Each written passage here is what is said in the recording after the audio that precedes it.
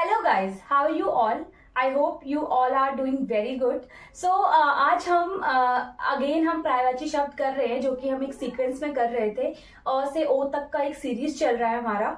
तो उसमें उसके अकॉर्डिंग मैं आपको पर्यायवाची शब्द करवा रही हूँ ताकि आपको इजीली लर्न हो जाए चीजें. राइट, क्योंकि हम सीक्वेंस में करते हैं तो हमें जल्दी चीजें याद होती है. तो इस वजह से हम क्या है, एक सीक्वेंस में चीजें कर रहे हैं. तो चलिए स्टार्ट करते हैं. आज हम ए वाले शब्द कर रहे हैं, यानी कि ए से जो इम्पोर्टेंट आपके एग्जाम में आते हैं, ए से जो इम्पॉर्टेंट आपके पर्यायवाची शब्द आते हैं आपके कॉम्पिटेटिव एग्जाम्स में, गवर्नमेंट एग्जाम आप कोई भी दे रहे हैं चाहे, तो उनमें जरूर पूछा जाता है. चलिए स्टार्ट करते हैं. तो सबसे पहला एक.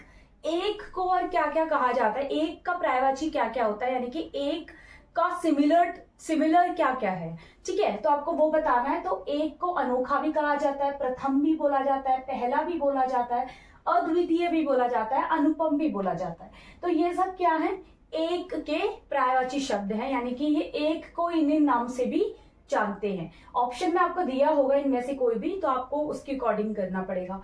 ठीक है, ऐसे ही एकता. एकता को क्या क्या बोला जाता है? एकता को आपको पता है यूनिटी इंग्लिश में कहा जाता है. तो एकता को समान भी बोला जाता है, यानी कि इक्वल. सब क्या है, इक्वल है. तो एक जैसा भी कहा जाता है, एक रूप भी कहा जाता है, समरूप भी कहा जाता है, अभित्र भी कहा जाता है, और मेल भी कहा जाता है. तो ये सब क्या है, एकता के क्या है, पर्यायवाची शब्द हैं. ठीक है, उसके अलावा थर्ड जो है एकाग्र भी काफी सारे एग्जाम्स में पूछा गया है, इसीलिए मैंने ये मेंशन किया है. तो एकाग्र को और किस किस नाम से जाना जाता है? एकाग्र को एक मना भी बोला जाता है, मनोयोगी भी बोला जाता है, उसके अलावा एक चित्त भी बोला जाता है. ठीक है, तो ये सब क्या है, एकाग्र के पर्यायवाची शब्द है. उसके अलावा फोर्थ नंबर पे एहसान को किस किस नाम से जाना जाता है? एहसान के पर्यायवाची शब्द कौन कौन से हैं?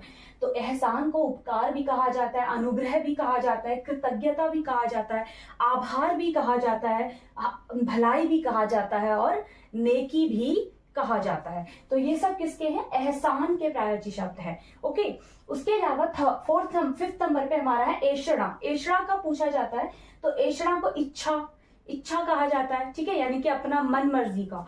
और आकांक्षा भी कहा जाता है, कामना भी कहा जाता है, अभिलाषा भी कहा जाता है, और हसरत भी कहा जाता है. ये सब किसके पर्यायवाची शब्द हैं? ये सब है एषणा के. एषणा यानी इच्छा. ओके, एक दंत. अब एक दंत को आप कैसे भूल सकते हैं? एक दंत तो गणेश जी को बोला जाता है. तो उन्हीं के बहुत सारे नाम हैं.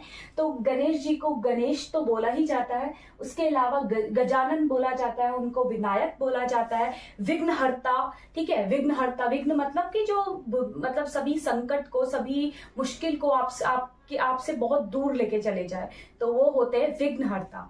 ओके, ऐसे ही लंबोदर भी कहा जाता है, वक्रतुंड भी कहा जाता है, और विघ्नेश. इसीलिए विघ्नेश यानी कि विघ्न का राजा. ठीक है, तो विघ्न को हटाने वाला, विघ्न को दूर करने वाला, सभी कष्टों को दूर करने वाला कौन होते हैं?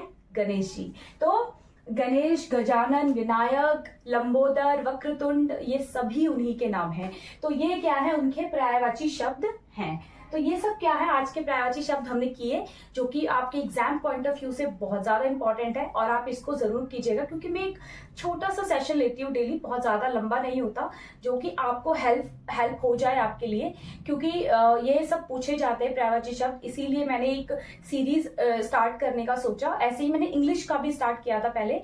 तो इंग्लिश का भी मैंने आपको वन वर्ड सब्स्टिट्यूशंस करवाए हैं. ठीक है, उसमें मैंने आपको वोकैबुलरीज बहुत सारी करवाई हैं, रूट वर्ड्स करवाए हैं. तो आप वो जाके जरूर देखिएगा, जरूर उसको चेकआउट कीजिएगा. ओके, तो आई होप आपको ये वीडियो पसंद आई हो तो लाइक, शेयर एंड सब्सक्राइब करना मत भूलिएगा. इसके और जो पर्यायवाची शब्द की जो प्लेलिस्ट है वो मैं आई बटन पे मेंशन कर दूंगी, और इवन इंग्लिश का भी जो वोकैबुलरी मैंने करवाया है वो भी मैं मेंशन कर दूंगी. तो आप जरूर जाके चेकआउट करिएगा. Okay, thank you so much guys.